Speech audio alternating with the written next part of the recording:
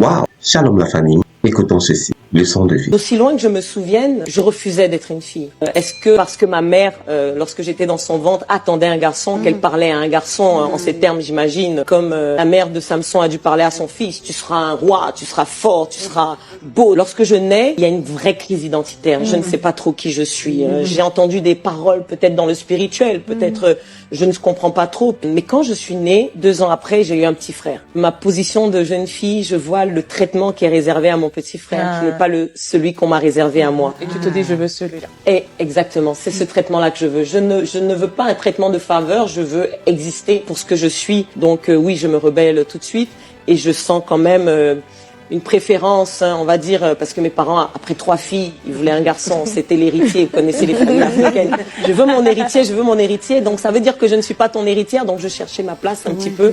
Je cherchais aussi à plaire à mon père, je cherchais aussi l'affection de ma mère, donc c'était tout un imbroglio. L'attirance vers les femmes commence vers la classe de 3e, je veux dire 15 ans, 16 ans, où on commence à explorer sa propre sexualité. On commence à avoir des petits seins qui poussent, que je ne veux pas voir d'ailleurs, parce que je ne veux pas être une femme, donc je les camoufle sous des vêtements assez amples.